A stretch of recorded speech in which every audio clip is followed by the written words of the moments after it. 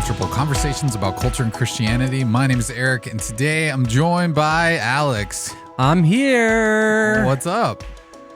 It is fall. Fall is officially here. Are you having a good fall so far? I'm checking off all of the boxes. Went to Vala's this week with my family. I immediately thought of Vala's when you said fall. They had someone had the thing with a man in a trash can outside of Vala's that said "Have a safe fall" or something like that. Oh yeah, that house right before. Mm-hmm. Yeah. They always decorate. We had our staff little outing there. I saw you, Eric. I was there. Who we didn't see was Jess, who's not with us today, and is no longer on staff. So she was technically, yeah, the CCC staff family. Yeah, so that would make sense why she wasn't there. I was stalking her Facebook, and she was at Vala's like a week before or something. So good, she made it. Which, if you're listening to this and you're not from the Omaha area, Vala's is an Omaha tradition. It is. It's a pumpkin patch. And I'm sure there's pumpkin patches in other places. It used to be a pumpkin patch. Now it's like a apple orchard museum. Not a museum, amusement park. Amusement park. It seems like. Yeah, they're coming for you, Disney. They are. Just watch They're out. on their way. I mean, we all refer to it around here as Austin's backyard. Yeah, but that's an inside joke. Austin, who's our producer. Yeah, who's over there, who's just the unseen hero of the podcast. He is. Who switches the cameras and makes sure our audio is good and set up. He's just over there. I wish there was a camera on him right now so you could see how annoyed he is with us pointing him out right now. If you think we should get a camera on Austin and mic him up, let us know in the comments. Maybe leave us a voice. Leave us a voicemail. Leave us a voicemail. Yeah. Maybe we'll have Austin pop on there. And to leave us a voicemail, I think last week we didn't. We had a voicemail, but we didn't say the number as a reminder. That was a failure for on our people. So sorry about that. But the number, if you ever do want to leave us a voicemail, which has been fun to get these every episode since we've kicked off this fall, is 402-885-9930. So again, just so you know, if you call that number, it's just going to go straight to a voicemail. You'll be greeted by myself, and then get ready. If you've got a headline you want us to cover, if you've got some kind of banter, which seems like mostly that's what people have been doing, is asking a question or banter, let us know your name. But yeah, if there is a headline, we would love for you to call that. Give us any kind of opinion. Like we said, Austin, if you want to hear from Austin, maybe if enough people call and leave a voicemail, it'll happen. But we do, without further ado, have a voicemail this week. Are you ready for it, Eric? I'm ready. All right, here we go. Hello, world. Hey, guys. Surprise. Sorry I'm missing you this week. You know that my kids are on fall break, but I just wanted to call and say hello. And with me missing this week, I was just thinking, and I wanted to ask the question, how do you feel like the podcast has shaped or challenged your character? Because I think we challenge a lot of people, and I think we challenge people to think. But for me, when I'm missing a week, I think, man, it really challenges my vulnerability and connects me more with our community. And it's something that I really find that I value when I'm not there. And so wondering what you guys think about that, have a little discussion on me. And if you want to, list what you love about me too, I'm sure everyone would love to hear that. So, okay, be good today, guys. We already failed her, I think. Yeah. I didn't expect that. I didn't know that was going to be Jess calling in today, so that was a fun surprise. I did not listen to the whole voicemail, but I did know it was Jess, and I even played a different voicemail when we were testing this, just to throw me off. Just to throw you off. Okay, good. I did it. I surprised him. You did it. Man. Yeah, that's a tough one to answer. I feel How do you feel the podcast has shaped or challenged our character? It feels much deeper than I was ready to go on this lighthearted intro part of the podcast. I'll go so you can think. Yeah, thank you. I think for me, one of the things I've definitely learned through podcasting is one, and I think we've said this before, but like I think the idea of vulnerability is like it's so admirable and sexy in some kind of ways. And everyone's like, oh, be vulnerable, be vulnerable. And every time we have someone come on and share a story, like it's like, it costs something to do that. And I've, in jest, I've like made some kind of, jokes or talked about things in my life. before, and I've heard about it since from people like, hey, you shared that, and I didn't think you were going to share that about me. One, about my wife. So I've learned you've got to ask those questions. Because when you're recording in a closed room, sometimes you're like, hey, this is a conversation between us, and you forget it's going out to a broader audience. And there's been times too, like I've learned from that to be, okay, how do I tell stories that are true and authentic to realities and experiences I've had, but without sharing a name or sharing a specific story that people can guess because I haven't asked maybe for their permission, or they're like, yeah, you can share it, but don't use my name. And I got actually a friend that called me out a couple weeks ago because I was sharing a story that was a real story from another person, and I shared details to kind of closet the story so that people couldn't guess who it was. And then unknowingly, I was basically describing another friend that I totally like. And so he listened and he's like, hey, I just wanted to clarify something. It sounded like you were talking about me on the podcast and what you said about me wasn't true. Oh, no. And I was like, oh my goodness. Like the details that I shared, like were actually about your life that I had totally forgotten. It was just about a place that they had worked before and things like that. And so in trying to conceal one person's identity about a story, and I was grateful for this friend that like heard that. And then they challenged me to like, be like, dude, because if that would have just sat there and they would have just assumed I'm like gossiping about them in some weird way on the podcast, it would have been weird. So I think just that has been like, it causes me to pause and like, how do you continue to be vulnerable and share real experiences about your life and your neighbors or any of those things when potentially those people could be listening, you know? And so it's definitely stretched me in that because I that's that balance between I want to be a person that is sharing real stories about my life, but then how do you continue to do that well? Because a lot of times in a conversation that's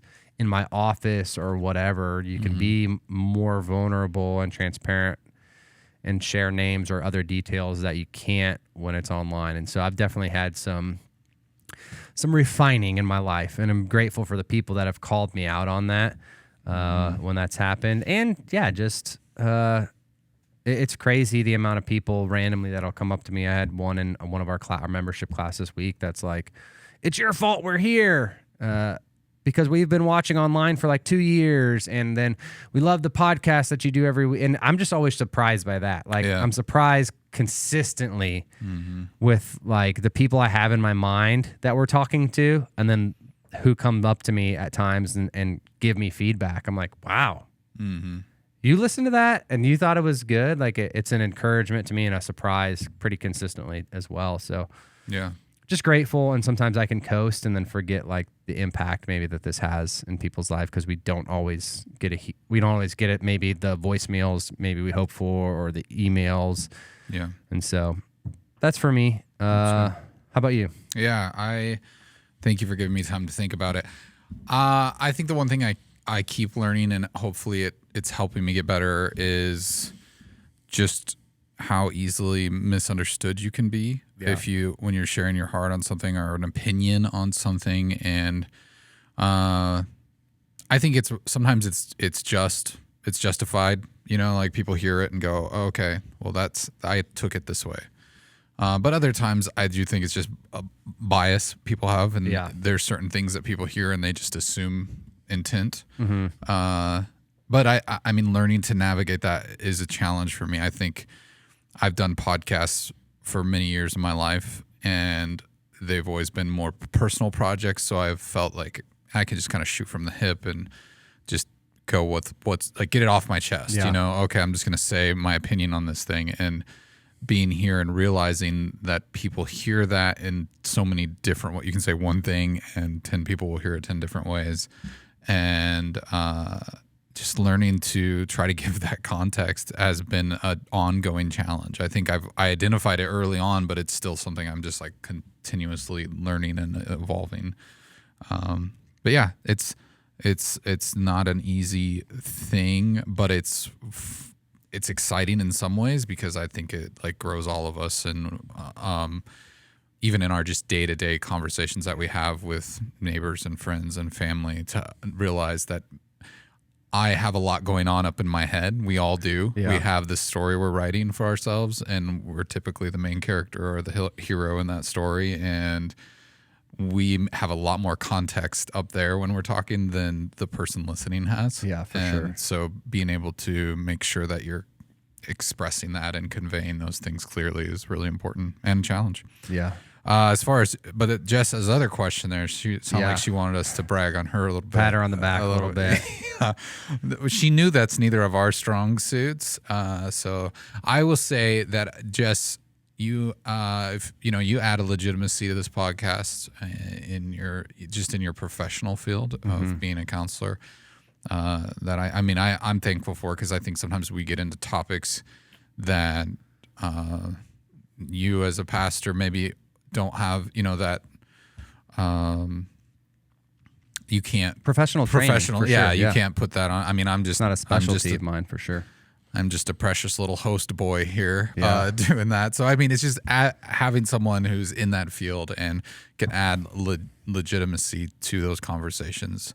And also just, her heart for people and having that mom perspective is priceless too. So there's a lot. We could go on. I'm sure you've got a list. Yeah, here. I mean, I think what you said is true. I mean, having one, I love City Care, who is not really a subsidiary, but it's a counseling facility that's close to Christ Community Church, and we do have a relationship with. And so, Jess being a licensed counselor, it's not just us shooting from the hip, you know, but she brings us, research, she brings us empathy and just an ability to do that. And I've heard, from other people that she balances us well, that, and so, yeah, grateful for Jess in that way. And obviously as a woman who is strong and her ability to come here and show us her opinions and do it with grace, and also be able to I've heard that we would be two difficult people, I think, to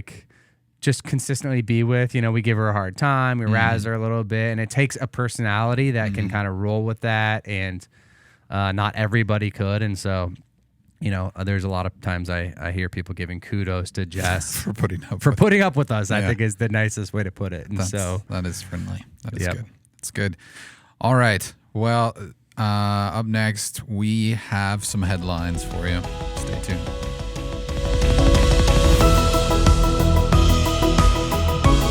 All right, our first headline comes from thechristianpost.com. It says Eminem reaches #1 on Billboard's Hot Christian Songs chart for gospel collaboration. If you're not familiar with this song, this was released not too long ago on DJ Khaled's newest album / mixtape. I don't know what he calls it. It's just a bunch of features that he kind of remixes and studio album. Okay, it's a studio album. But it was a song from Kanye West's Donda called "Use This Gospel" that was remixed and features Eminem pretty heavily on the verses. Yes, not the chocolate candy shelled. If you are way out of this and you don't know what we're talking about and very confused, why are they making albums?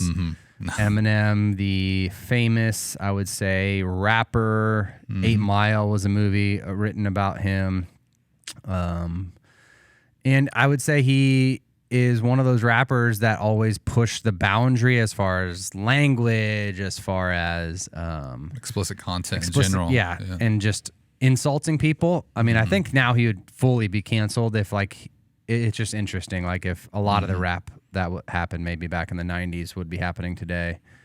Well, even the stories that he told in his music, down to violence and abuse and murder and just, a lot of really dark things. But a lyrical genius, as many have said. But yeah, so he rapped on, and I think that's what was shocking. He rapped over this track that was by Kanye West originally, and on the whole entire, because I heard this, I think you sent it to me, Eric, and I was like, oh wow, that's good. And I looked up the lyrics; it was clean, which I'm shocking. Yeah. So I'm like, man, maybe. And I think the title of the entire album is something God did. So I'm like, Yeah. oh man, maybe DJ Khaled and Eminem they're all coming around. And then like every other song on that album, I would not encourage anyone to listen to it, is explicit. Yeah. But it was pretty shocking. I mean, I think the words in this are pretty powerful, I would say. And it was definitely shocking for me. And as the kids say, a banger. Yeah. And the first time that Eminem and Kanye were on the same track. Oh, yeah. That's kind of a big deal. And so interestingly, as the headline shared, he's sunk since then on this particular Billboard, but he was the #1 hot Christian song for gospel back in September. So that was pretty crazy and came out of nowhere. Never thought you'd see the day, right? That's, When that's pigs a pigs fly. flying sort of thing. So I guess you could listen to that song, but per your warning, maybe not the rest of the album. All right, one more headline. This one comes from CNN.com. It says, here's who is not eligible for Biden's marijuana pardon. President Joe Biden announced on, Thursday, so that would have been a week ago, that he's pardoning individuals charged with simple marijuana possession on a federal level, but his decision does not affect broad groups of Americans and non-citizens charged with the crime. So this article primarily kind of breaks down who is not going to be pardoned, such as individuals facing state marijuana charges. So among those who Biden does not have power to pardon are thousands of individuals who have faced state charges for simple marijuana possession. So it's his jurisdiction only covers States where it's been made legal, essentially? Federal. If they have a federal charge Okay. by the federal government for minor marijuana possession, then they can be pardoned.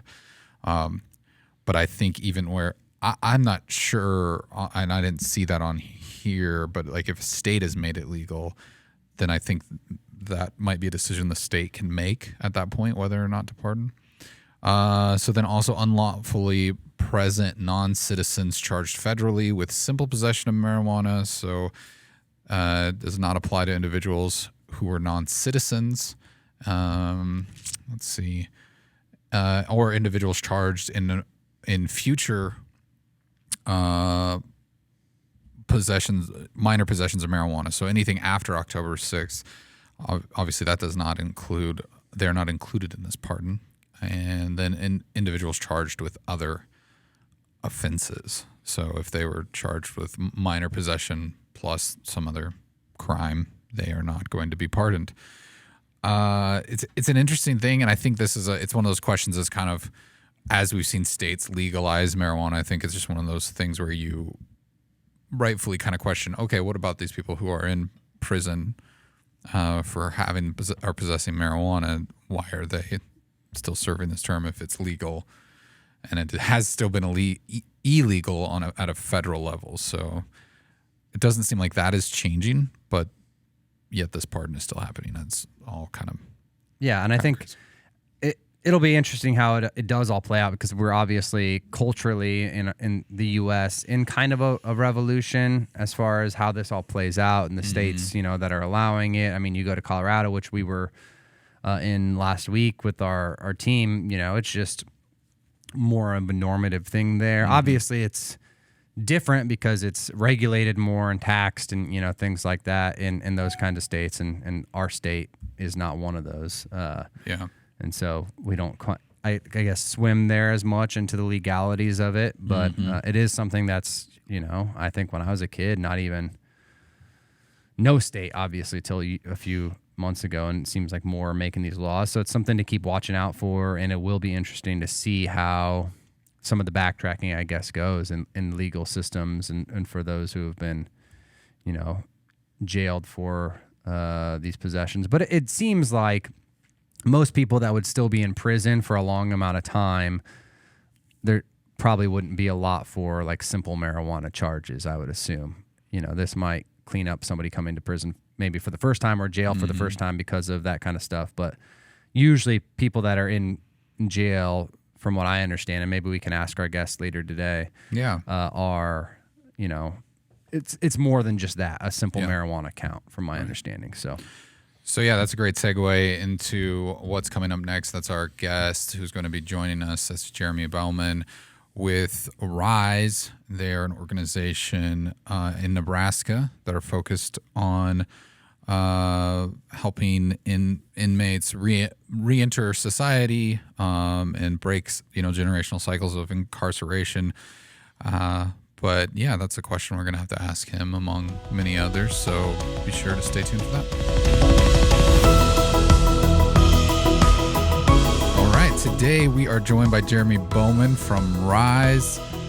Before we get into the story of Rise, maybe tell our listeners a little bit about yourself, who you are, where you're from, family, anything like that you want to share with us. You bet. So, Jeremy Bouman, I am in Omaha person for 15 years now, but originally from New York. So I grew up in New York City and lived kind of in and around the New York area for most of my life, and then moved here for work about 15 years ago. The last 20 years I've worked in nonprofits and higher education on the East Coast and also here in Omaha. Married to my wife, Sarah, for 17 years, and then we have a 15-year-old Sophia and then our 11-year-old son, Luke, who are active here in the church as well. Wow, awesome.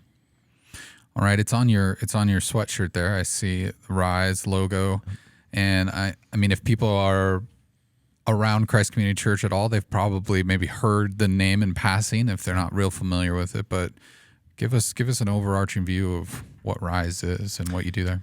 Yeah, Rise is a Nebraska nonprofit. We've been around for 6 years, and we have a mission to break generational cycles of incarceration.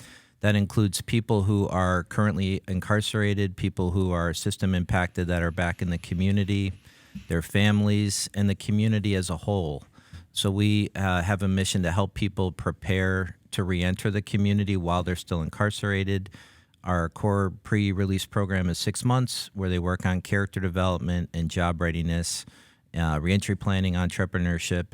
And then when they return to the community, we have a whole host of reentry services that pick up case management, family programming. We have a business academy for people pursuing entrepreneurship. We help with employment. But just looking at some of the issues that we face as a system here, we see a real need where we have the most overcrowded prison system in the United States. So last year, Nebraska surpassed Alabama as number one in the country in terms of overcrowding. Oh, no idea. Yeah, and we also, over the last couple of years, have had a real staffing shortage. So we have very overcrowded and understaffed facilities. And so what Rise does is provides a habilitative program, a program that's hope-filled, in a place that is pretty dark, even especially coming out of a pandemic where, people couldn't socially distance the way that a lot of other people in the community could. And we just, think that's not good enough. It's an incredibly expensive issue. With the raises that the staff are getting now in facilities, the cost to incarcerate one adult for 1 year is about $50,000. And so we think there's a different way. And some of the things I saw were how many people really had trouble with gainful employment after they were incarcerated. So they had, served their time and came back, and there's these kind of invisible handcuffs people wear where they are still labeled, where they are still kind of outcasts, where they're kind of categorically not available to a lot of different industries if they have a felony background. We make housing harder. They can't access, food subsidies and different things that people who are living below the poverty line can. And we tell them good luck and, don't mess up again. Yeah. So we saw a real need and a gap to prepare people for what their life could be like if they came back. What does their career look like? What kinds of healing and restoration needs to happen in their family? What is their housing situation? And then helping them and coming alongside them and walking that plan out when they do come home. And that significantly increases the likelihood that they'll be able to stay out and break that cycle where, 70% of kids with a parent who's incarcerated will also be incarcerated. This high number of people, 89%, are unemployed when they reoffend.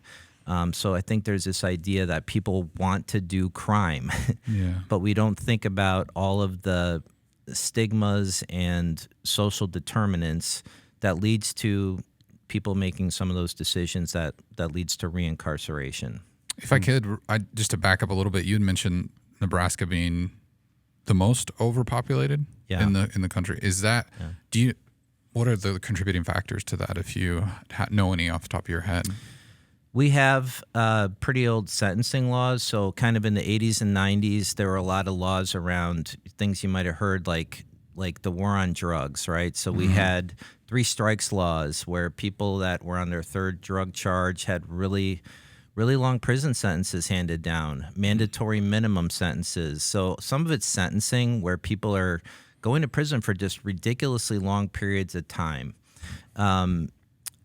Some of it is just the way our parole system in Nebraska works, where we have a lot of people who have parole eligibility, but they can't always access the clinical programming they need to parole. And so they get in front of the parole board and they can't check those boxes for having been able to take those programs because of the staffing shortages. And they end up doing what we call jamming their number. So they serve their last day of their sentence while they're still incarcerated. And so they're staying in prison longer. So the sentences have gotten longer over the last 20 or 30 years, and we've made it harder for people to parole. We're also a life without parole state. So people who are sentenced to life, they have no chance of getting out unless laws change or if they have a sentence commuted.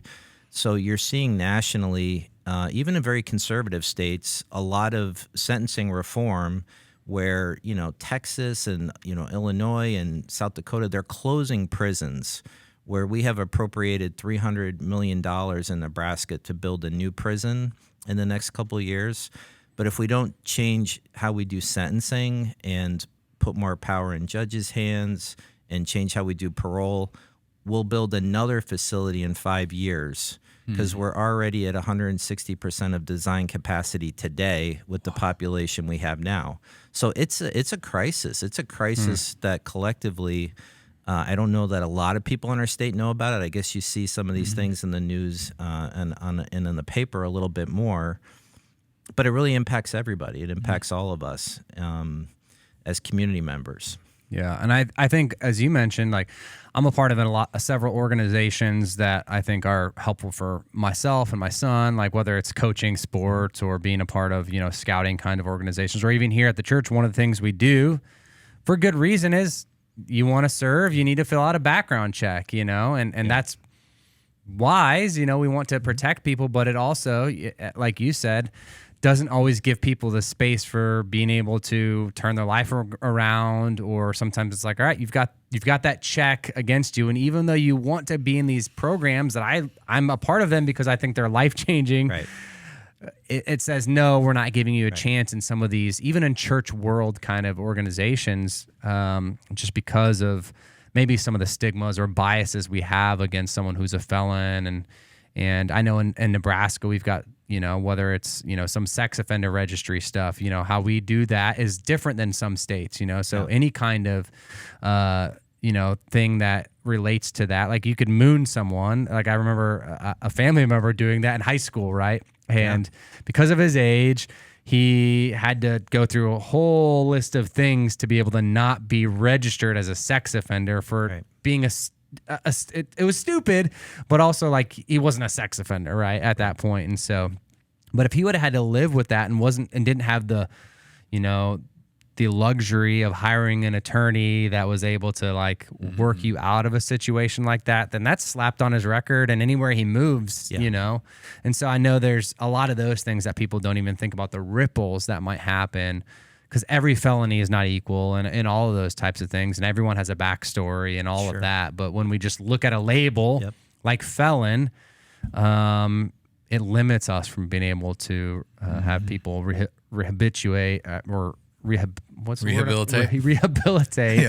and really find hope when they're like, hey, I'm out of the system or out of prison, at least at this point, and we don't always set up somebody to win because of those labels that oftentimes the legal system forces us to put on to people. And so Yeah. that's fascinating. I know even last week we had a guest named Aaron, and he was talking about one of the what allowed him to get out of prison. I don't remember the actual law that allowed that, but he's like, I applied for that 3 different times, and it wasn't until the 4th time. And he's like, I wasn't even going to apply, but somebody finally convinced me to apply to be able to get out of prison. And he had done, I think almost 17 years up to that point, and was facing, more years, which is 50,000 plus 50,000 plus 50,000. Right.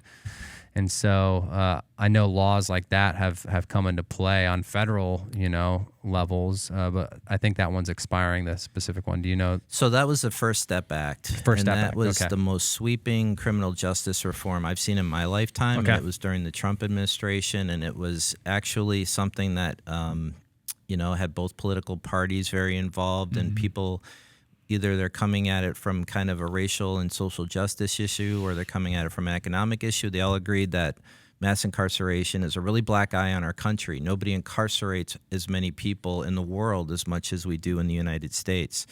And so the First Step Act passed to provide more good time to certain people who were on federal charges, and Aaron was able to take advantage of that and come home a little bit, I think a couple, 3 years maybe earlier than he would have. So, we need to see more of those types of things happening. 10% of our prisons in the country are federal. So although that was a big deal, it's not a lot of prisons. Like in Nebraska, we have 10 prisons, are all state-run prisons. And sometimes the states adopt what federal law changes, and sometimes they don't. They don't have to. But, 90% of the prisons in the country, they're state, and it's seeing who is adopting some of these sentencing reforms, and to this point, Nebraska has not. There's also conservative states and all kinds of states that are doing a lot more around diversion. So a lot of people are being incarcerated because of their mental health. They're being incarcerated because of their addiction.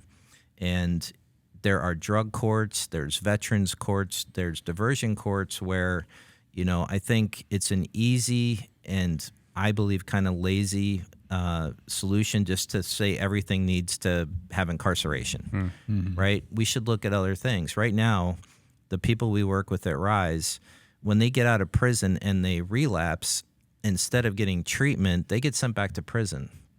There's more drugs in the prisons and the community. Yeah, your mental health is not improving in the community, and so looking at programming and looking at mental health and looking at how we deal with people who have addiction issues instead of criminalizing it would be a real shift. And I think that's where some people are getting to, and I think Nebraska needs to get there as well. When you say federally owned versus state owned, do I understand it correctly that a lot of state, if not all state prisons are privately owned though, or is that a private owned prison something separate from a state owned prison? So state prisons are typically owned and run by the state. Okay. And what's happened over the last 30 years, you've had such an increase in how many people we incarcerate and how many facilities there are, just the number of prisons. I think at one point there were 2 or 3 new prisons a week across the country for like 18 months to 2 years. Wow. Just an explosion of prisons. And the states kind of cried uncle and said, we can't sustain and keep people safe. And so there was a marketplace opportunity where private companies said, we'll come into your state and we'll run your prison for you. And so there's a lot of, publicly traded companies that have shareholder, requirements to keep those prison beds full. It's that's mind blowing. Attached to it, it's attached to the economy for these companies. So you do have there's a lot of private prisons in like Texas and some of the bigger states. Thankfully, at least up to this point, even with the overcrowding, Nebraska has not went to a privatization of prison model. Okay, so that isn't something that's prevalent in this state at least. Yeah, not here. So I'm curious, like what you said, Rise has been around for 6 years. What what makes you passionate about this? Obviously, we hear a passion and it comes out in, statistics and some of the things that you've done. But like, did you like prison ministry? Has this always been like a thing you've wanted to be a part of? You were 14. You're like, hey, I want to hang out in prison and help reform that. Or what was kind of the journey that led to this passion? Yeah, it's been a real journey. I can go back to being 8 or 9 years old in New York. My dad's a Lutheran pastor, and we would go on calls after school, and he would go to nursing homes, and we would go to Rikers Island, which is a big jail facility in Queens, New York. Meeting the people there who were either, attendees of our church or family members, and just seeing that they were people, that we would talk about baseball, and they were often very emotional about what was happening. I think it really destigmatized who's incarcerated for me. Been going to this church since we moved here 15 years ago, and had the opportunity to go through Stephen Ministry training, which was a wonderful opportunity to learn Christian caregiving and how to come alongside people and be proximate to people who were in crisis. And there was an opportunity to try to use this expression of ministry in the local jail. And it's always been an issue I've followed closely. So kind of on a macro level, I always kind of watched, the brokenness of the system, and kind of, just like even in our state, how many more black and brown people we have incarcerated. We have 5% black and brown people in our state, but almost 50% of our prison are people of color. And so I think I've always seen that from a macro level, but then the opportunity to do Stephen Ministry at the jail through the Good News Jail and Prison Ministry, I got proximate to the issue. When you really get proximate to things, you begin to see beyond just what's happening with people who are disadvantaged or oppressed or poor, and understand their stories. And I saw a lot of common themes around generational incarceration, common themes around people being very entrepreneurial because they'd had to hustle from a young age, whether gangs or drugs. They had a skill set the marketplace needed that they were using illegally. The lack of access to opportunities.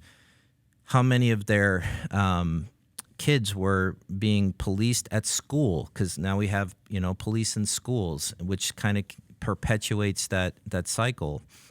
And I saw just the deep pain that many of them had from being victims of crimes in their own lives, where people who are supposed to care for them had hurt them emotionally, physically, and where that led to deep shame and anger, and often bad decisions and crime.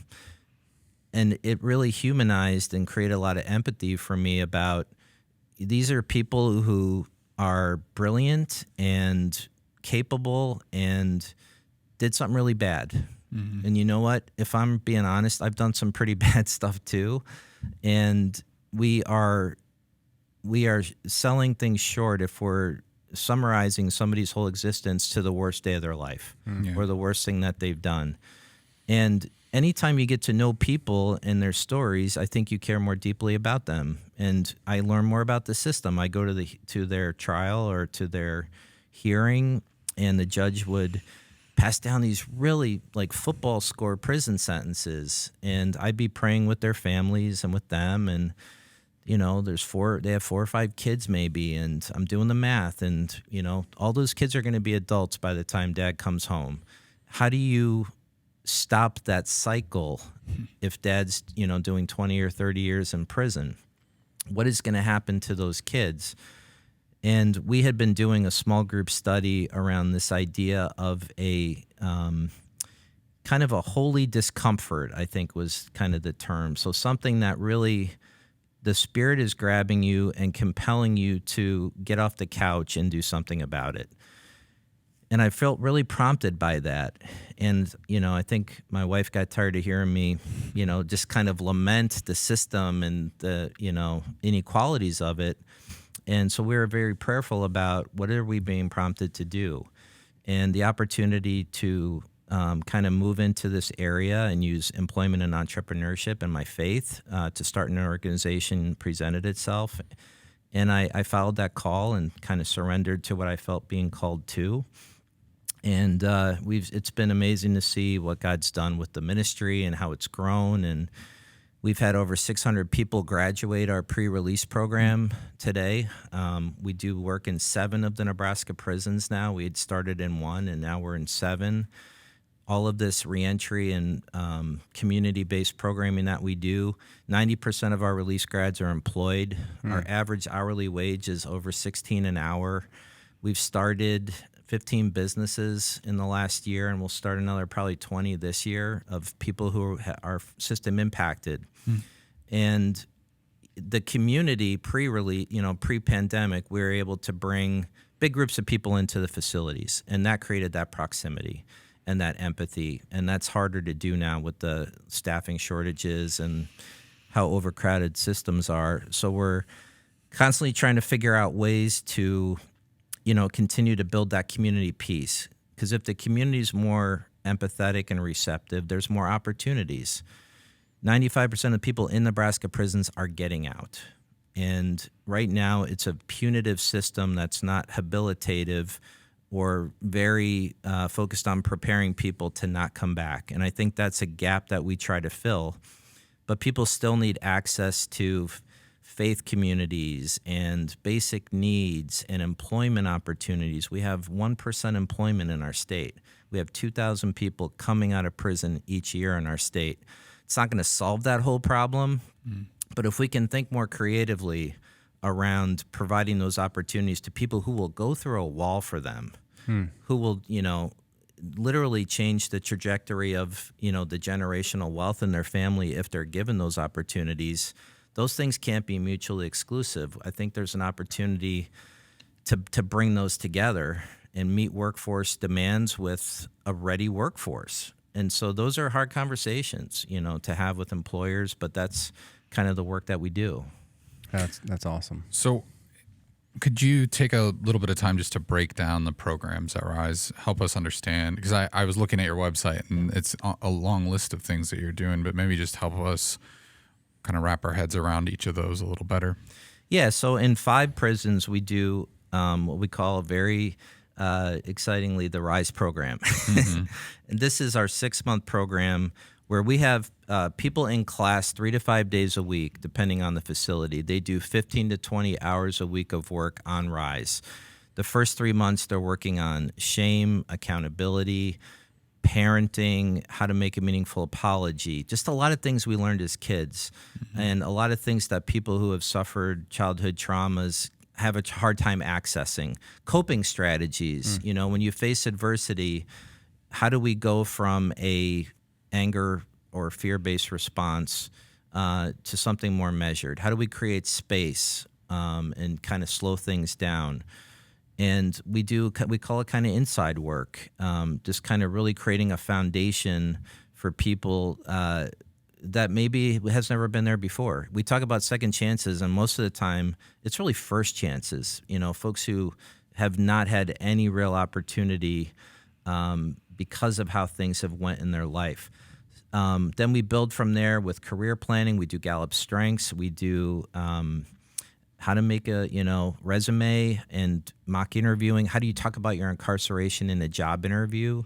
That's called a personal statement. So they practice these things, and all that practice is preparation for if they actually get out and actually don't get their resume thrown away and they get in front of somebody, how do they give their best shot at that?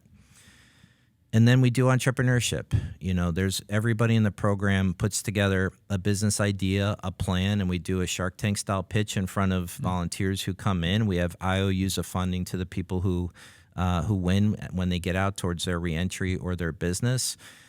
A lot of people in prison, like I had said, have experience with entrepreneurship, a lot of times illegally. And it's really a carrot that gets people involved in our program. Because if I walked into the prison yard and said, who wants to take the shame program and talk about their childhood trauma, I'm going to get tossed out. But if we say, who wants to start a business, that usually is something that draws people in. We do that piece, but inevitably by the end, they say, I really needed that inside work. Yeah. They get a certificate in workforce readiness from UNO's business school when they graduate that 6-month program. And then once they graduate that program and they're within a year of release, they get assigned to one of our reentry specialists. 65% of our staff are formerly incarcerated. All of our reentry specialists have their own lived experience. They've navigated their own reentry, their own recovery. So they begin going into the facility and updating the reentry plan that they work on in the program. We are at their parole hearings. We're picking them up at the gate. We're giving them a whole welcome home bag of toiletries and towels. We give them a phone, and we show them how to use a phone. You think about technology changes, and if you've done 10 years in prison, we're literally showing people how to turn on a phone, and you can't do anything without a phone. You can't look for a job. You can't communicate. So we do some digital literacy. Our youth and family program is basically like family group therapy. We just kept hearing that the people in the facilities wanted more support for their kids and their families. And they're nervous about what happens when mom or dad comes home. There's resentment. There's just, how are we going to live together? It's been a long time. And so we try to bridge that communication and create healing and restoration so that when mom or dad or your spouse comes home, there's somebody to help facilitate that conversation and to do it in community with others who are in the same boat as you that also have loved ones navigating the same thing. We did a youth camp this summer for kids of kids with incarcerated parents with the Rose Theater, and we're doing that again this fall. Our Business Academy is a 12-week program for anybody in the state that has been system impacted. It could be family members. It can be somebody who did prison or jail time 10 or 15 years ago, and they have an opportunity to stand up a small business and receive mentorship from people in the community that are our advisors that mentor people as they're building their business. We started also working in the jails this year. We're working with Harvard University and the University of Zurich on a research project around cash bail. So right now, if you are arrested and you are sent to jail, before you are even sentenced with anything, you might not even be guilty. You have a bond that you need to come up with to wait for your opportunity to see the judge at home. The way the system's set up is people who are poor can't pay that, right? So let's say you're there, you get a bond, even $1,000. You know, people who are chronically homeless or struggling can't come up with it. You might sit in jail and wait for a month or 2 months before you even see a judge. And by that time, you might have lost your job. You might have lost your housing. Who knows what's going on with your family? Who knows how your addiction or your mental health is? And so we have, in partnership with those universities, we're doing a bail research project where we are bailing people out. Some people we bail out and some we don't, and they're tracking those people longitudinally to say what happens for people who get out, quickly and are able to bond out versus those that have to sit there. And what are all the social determinants that happen? So we do some research projects like that as well.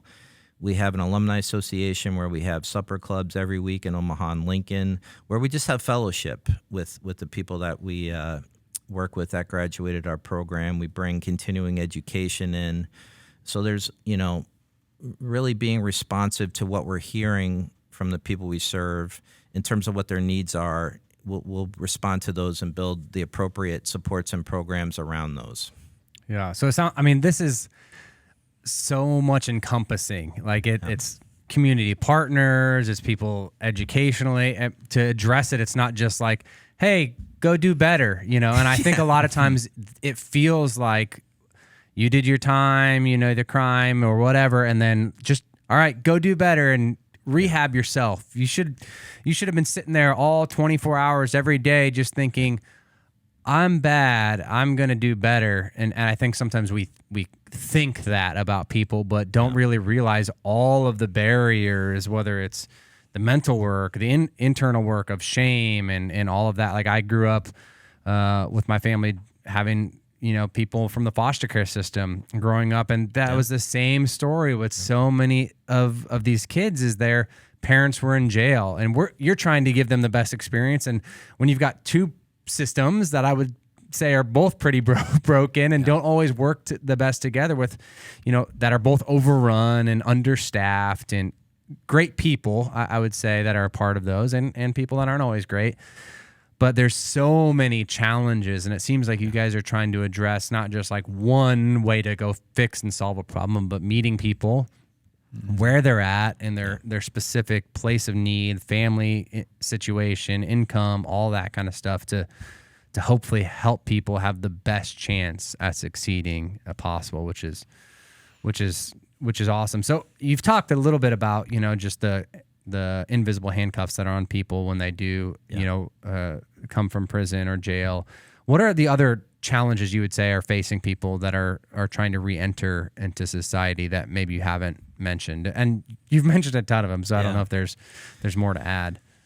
Safe housing is a real challenge. You think about there's not enough affordable housing in our community anyway, and then you put a felony background on top of that, or like you mentioned earlier, we're a state where if you're on the sex offender registry, that's for life. It's not for a period of time, and there's pretty extremes about why you could have had that charge. But those are real barriers, just safe housing. When you talk about do better and telling people to do better, changing your life and your habits has a lot to do with your environment. If you're in an environment where there's pro-social things and supportive people, and there aren't, things in your midst where we just say, hey, you're in an unsafe transitional house and there's people doing drugs, have more willpower, right? Especially for somebody who's had a lot of doors slam in their face and they're underwater. Reentry itself is crisis. We think about refugees coming to our country and they have no clothing and they don't speak the language and they don't know the culture and where to live. And in a lot of ways, coming out of prison is similar to that. This reentry of a crisis where you don't have the language for how things work these days. You don't have the resources. You don't have access to safe housing. You don't have access to the employment opportunities where everybody just says, get a job, that'll fix it, and that's people are going to get jobs that are, where they're very underemployed or they're, barely making minimum wage. And we expect them to be able to pay their parole fees and pay for, maybe they have a ankle monitor that they have to pay for. They have a transitional house fee they have to pay. Nobody has credit when they get out. Most people have debt. There's probably some old fines, or you're dealing with child custody and visitation, and maybe there's child fees that have accrued over however many years, and that bill comes due. And so there's such a stacked deck, and we can't remove all those barriers, but we feel pretty good that a livable or thriving wage job, you see recidivism fall off the cliff. So Father Boyle, who runs Homeboy, he always said, nothing stops a bullet like a job. We don't think that's exactly accurate, but you do see, that livable wage really start to take care of confidence and hope and, pathways to generational wealth and more access to parenting. If you're still in your home and you're able to be around your kids, you're probably going to have a better outcome with how they do. So we really focus on that employment piece, creating your own job if you can't get one. And we also have a policy and advocacy component of RISE where we're working on front end of the system issues. We're trying to change the trajectories of individuals and families and communities, but we need to change sentencing laws. We need to change how we do cash bail. We need to look at, we have people in the facilities, as an example, who have spent their, many parts of their time cutting hair. They're really good at it, right? They could do all the fades and they're really talented. They came out and wanted to do that in Nebraska right now. They cannot get the certification to be a barber because of their felony. And to me, that's just wrong. Yeah. You go by a lot of places where hair cutting's happening. It's not like there's an overabundance of people in those jobs. And so some of those licenses and certifications are things that we work on. You think about a pandemic, right? And all the healthcare jobs, how stressed our healthcare system is. And you can't become a nurse or a CNA if you have a felony background, and those would be opportunities for livable wage jobs that really help the community and really help public health. So it's also trying to change some of those systems and stigmas, so that people can have pathways to these high skill, high wage, high need jobs. Yeah, that's fascinating. I have a friend who went to prison because of drug issues in their life, and because they were from they've acknowledged, because of the situation, that I was able to hire a good lawyer and pay them, and somebody that could work on my case, and not be a public defendant, and not to say that they're bad, but that are overwhelmed with how many cases they can and the hours they can put in. For somebody, he's like, if I didn't have money, if there was not affluence, and I wasn't able to hire my own lawyer, then I would be in the same boat as a lot of people. And it's just that difference of having money and being able to afford a lawyer who can look at just my caseload and work all of the litigation and all of that for himself. And there's so many people, and he was acknowledging that.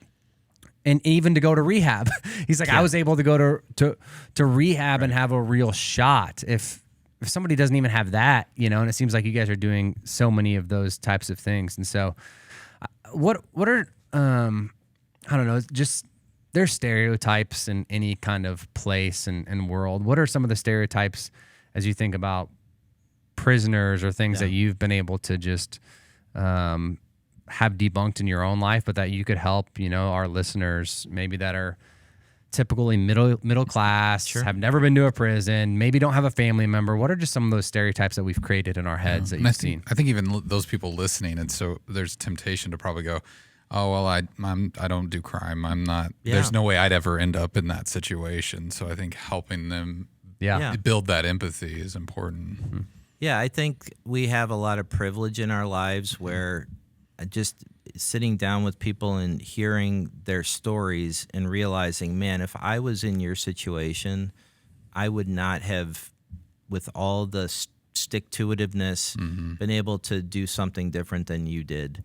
A lot of the choices and decisions we can look at and say, you could have done better, or you could have picked yourself up with your bootstraps. But there's so many systems and structures that if people aren't proximate to them, they don't really understand them to know what those barriers really are. We don't condone crime. We work with people who have done some pretty tough stuff. But we also want to look beyond, just that bad decision and just not categorically say you're a criminal because of that thing that you did. Some of the things that I learned that could be challenging for people, I think. Violent crime does not reoffend. You hear about it when it does because it's bad, right? But most people we work with that are in prison for violent crimes, it was something that was usually perpetrated against somebody they knew, or a gang-related thing. And violent crimes typically young. You're getting sentenced at 17, 18, 19, 20. So you have a violent crime on your record, and you do a lot of time for violent crime. So now you're a 30, 40, 50, 60-year-old person. We know our brains don't even become adult till we're 25.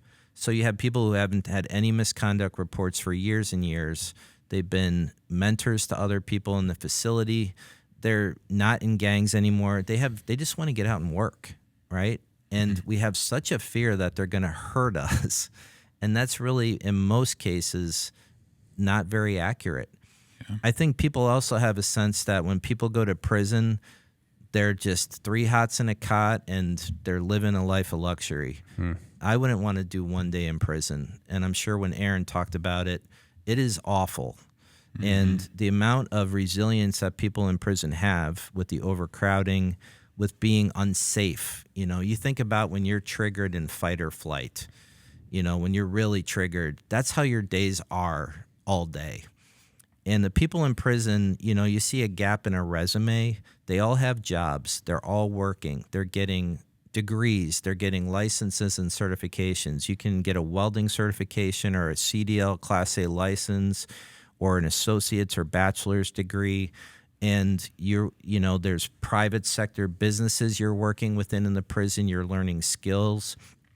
You need to look at those skills when you're considering employment. It's not just a big gap where somebody hung out in a cell for 10 years. They were managing people. They were dealing with a lot of adversity. They were learning skills. They were doing clinical programming. So there's so much that people are doing to prepare themselves, to give themselves the best shot they can possibly get. And so I think it's sometimes short-sighted to just feel like, they don't deserve that opportunity and they've been on the state's dime. They've been doing their best. And they're also doing that in a system where, we really underplay how acute mental health has become.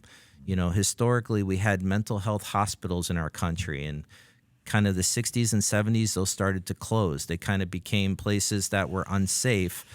And so that is the criminal justice system. That is how we treat mental health. The largest mental health provider in our state is the Department of Corrections. So criminalizing mental health and substance abuse doesn't improve mental health, doesn't improve addiction and recovery. And those things often lead to bad decisions or desperation. We need to really, be proximate in a way with really hearing people's stories. We have that barbed wire is not just physical, but I think for a lot of us, it's a mental block. And we don't think about the people who were there. And until I started going in, I probably didn't either. And then you realize, man, there's some really talented people here. There's some of the smartest people I know. There's people on life sentences who are mentors to me in my life. They speak into my life in really impactful and profound ways. And, that's just what Jesus would do, right? Like if Jesus were here right now, do you think Jesus would be going into prison? I think Jesus would be going to prison, right? Yeah. We talk about being the hands and feet. And that's really the kind of, get your hands dirty work that Jesus did, where he was proximate to people who were outsiders and outcasts and sinners and people who society had really kind of shoved aside. And that model of being proximate with people who are disenfranchised or that we as a society deem are the worst is the work that I think Jesus calls us to do. And I think sometimes we feel like we can be kind of separate from that and kind of judge it from afar. And I think that's where, you need to educate yourself and you need to find ways to really be the hands and feet and get your hands dirty and connect with people and hear their stories and understand, why they made decisions they made and what more there is to them. And that's hard work that a lot of people, I think, aren't willing to do. But I think that's what the gospel calls us to do.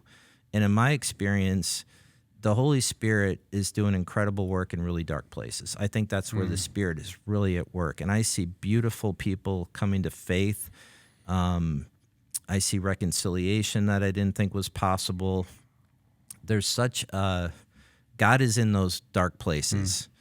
And you have to get proximate with it to see that and really feel that and understand that. And I think that's where people shift their understanding and their feelings about it. Yeah. But it challenges us. It makes us uncomfortable. Yeah.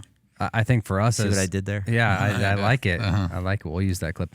I think for us as Christians too, one of the uncomfortable things is taking a deeper look at our own brokenness. So when we, and not even as just Christians, when we can class up over somebody else, and when we can think that we're better than other people, then that puts us in this illusion of we're in a powerful place, or we're better than people, and that's not a good thing. But as Christians especially, we have to realize that while we were sinners, that we were all enemies of God, that you and I, none of us, the only thing we contribute to our salvation is the sin that made it necessary, right? And so it takes, us actually taking moments to think about the darkest parts of our own life and our own brokenness and the times that, man, maybe we have gotten lucky and didn't get caught. And the grace that's been given to us, we have to be people we are heavily consumers of grace as Christians. And sometimes we forget that. And when we forget our need for grace, then I think that becomes bad for everybody around us, because then we start to live under this illusion that we're better than we are and that we somehow could get it done on our own, and that's not the reality. That's not what the gospel teaches, And so I think for us, and it's scary work to go and to look at ourselves to deep within our own lives and realize, man, I'm broken. I am a mess. I'm wretched. I'm a sinner that is in need of a savior just as much. And when I do that work, though, all of a sudden that empathy starts to kick into me, and I can all of a sudden become somebody that's not just consuming grace, but because I've consumed so much, I'm like, I want to start giving it away. I don't want to hoard the hope that I have, but I want to be a person that gives it away freely. And so I think that idea of what Jesus would do and who Jesus hung out with, and ultimately what made people pretty ticked off about what Jesus' ministry was about, was hanging out with the least of these, the people that society had outcast, and bring in hope and revival in those places. And so I think as Christians, it is a deep call, but it's a painful call first that starts with us realizing our own sin and need for a savior to be able to go and figure that out for other people as well. So, yeah, what an opportunity though for the body of Christ, though, right? To really live that fully. But that inside work is hard. Yeah. It's the stuff we're doing in facilities with people, and we all can do that. Yeah. And lean into our faith that we can live in a grace-filled way to others, because ultimately we're not gonna have the ultimate judgment.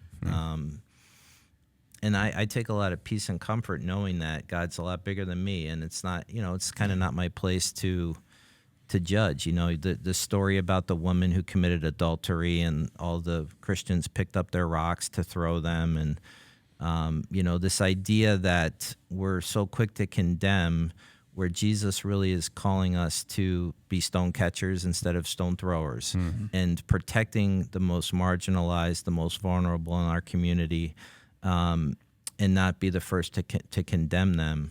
And that takes a lot of processing and time and thinking, and I challenge people to do some of that, and to be in prayer about that, and look for those opportunities to engage in this in ways that do make them a little out of their comfort zone, because I think there's so much learning and so much more that you'll see the Holy Spirit doing if you do that. Yeah. Earlier on in this episode, we were going through some headlines, and one of those was that President Biden had recently set in motion a pardon for those with simple marijuana possession, and that was at a federal level. We were kind of curious, is that going to have any impact on what you're doing at Rise? Are you going to see an influx of people coming from that? Or 95% of drug charges are federal charges. So a lot of times you might have, maybe you have a weapons charge that's with your drug charge. So you have to do state time, and then you'll go do federal time on your drug charge. There are not a whole lot of people in the Nebraska state prison system. There's some that are there because of more so on possession and intent to distribute, right? And the size of what you're going to be distributing. I don't know anybody in our state prisons that are there on marijuana charges. I know, and again, if 10% of the prisons are federal, this is a very small part of the prison population. I think it's a good step. But there's some of the sentencing reform and legislation we were looking at. The amounts of possession around, say, crack cocaine, which was something that in the war against drugs, were predominantly people of color that had those. The amount for possession of like crack cocaine versus cocaine, which is much more a white person's drug. It's way out of whack in terms of how much of a sentence you get based on the amounts, and that's some real challenging stuff if you start thinking about some of the racial implications of some of these sentencing laws that were made during that time period. The marijuana charges, we won't see a whole lot of that, but I think the more you're seeing the First Step Act and this, and, just some incremental things, that'll start to trickle down to the states, and you hopefully will see some kind of broad reform that makes more sense. You might not, think it's all perfect, or you can still be quote unquote tough on crime without the sentencing guidelines that we have in place today. And regardless of how tough on crime you are, if you're not taking a habilitative approach, at least in our state, 1 in 3 people are still going back to prison who get out within 3 years. Nationally, it's 3 out of 4 in 5 years. So 75% of people who get out are going back. I always say if my business were an airline and 3 out of every 4 planes just fell out of the sky and crashed, we would say, systematically, we have a real issue here. Something's not working. Yeah. And we don't apply that same logic to reentry and to the carceral system, which I think more and more people are starting to say, this is a black eye on our country. Well, hopefully it's one of those things that I think over the history of our country, we like to politicize everything. And if anybody has a good idea, if it's not part of your party, especially in our Right. 2-party system, it seems like I'm just going to reject that automatically. And it seems like, and that is the case, I think, across the board in a lot of different places. But it does seem like over the past few years, I know we had Sean Hopwood on once on the podcast and talk about, some of that, and just how people that are a part of the prison reform system are like,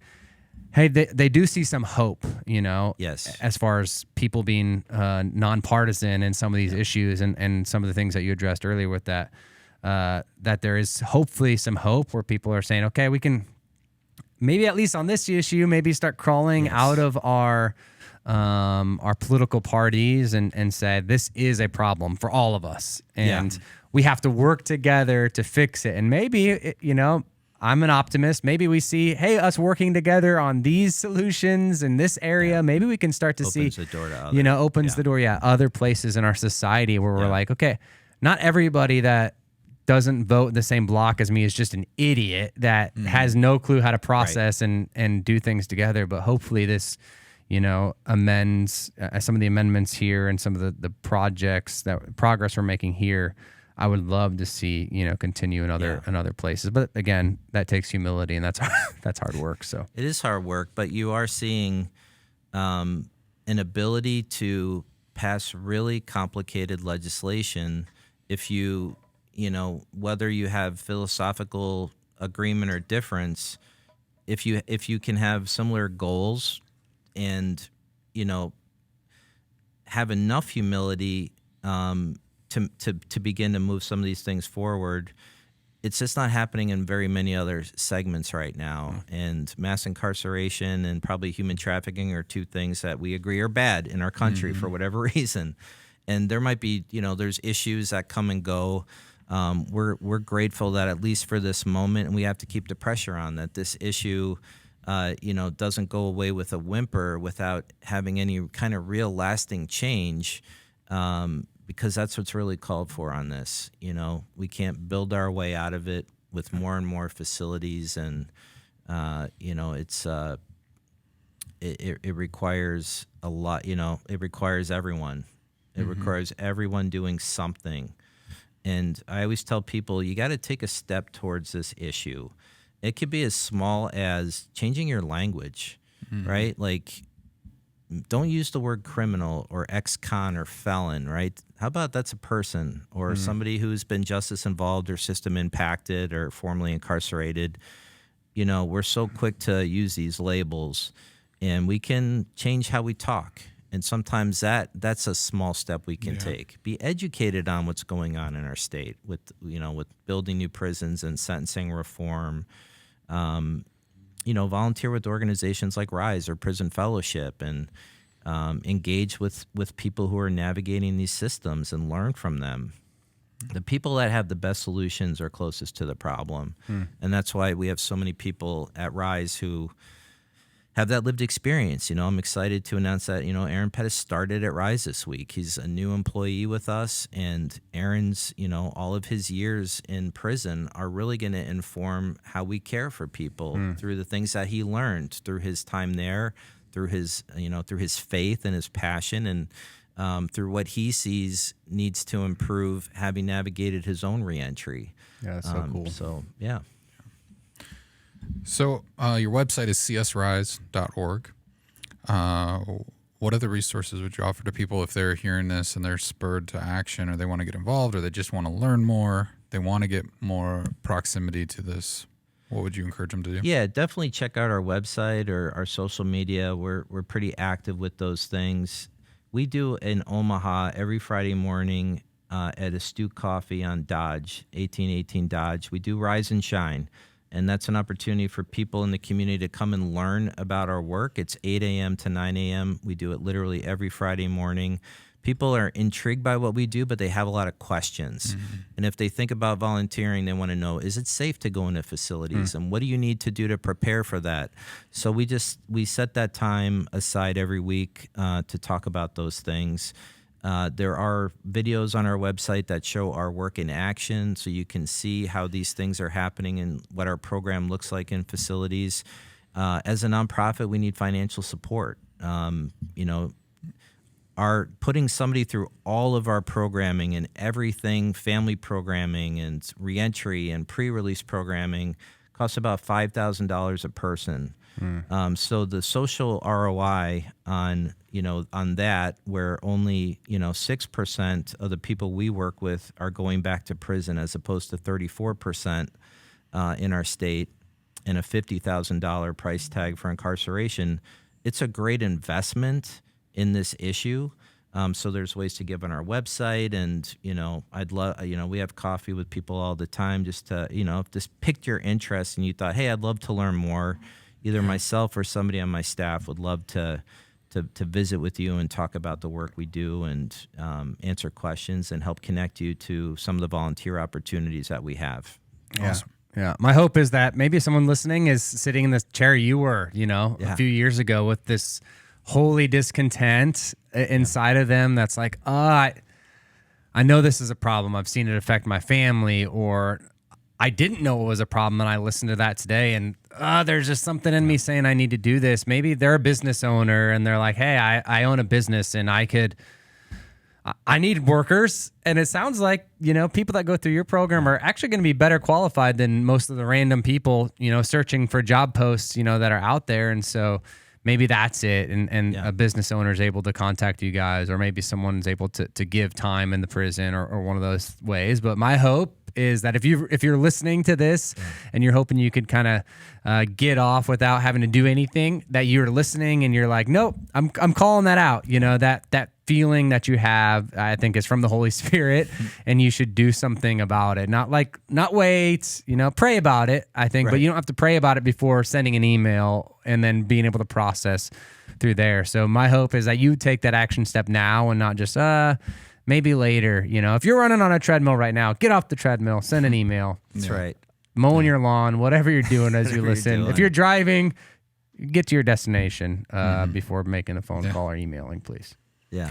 Well, Jeremy, thank you so much for this. I mean, it's inspiring to hear this story and to see someone kind of go from couch level activism to, hey, I got to do something about this, and get to where you are right now. And the stories that we have heard, and I think that we're going to continue to hear, is just inspiring. And it's been a privilege to have you on the podcast. So thanks again for your time, and we'll catch up with you soon, and hopefully get to hear more of these stories. So great. Thank you both for having me. Yeah, it's been great. If you have any questions or concerns and you'd like to reach out to us, you can do that on social media at CCCOMA Podcast, or you can send us an email directly to the podcast. That's podcast. I'm saying that so many times. Podcast at cccomaha.org. You can also reach us through our phone number. Leave us a voicemail if you'd like. That's 402-885-9930. But until next time, we'll talk to you then.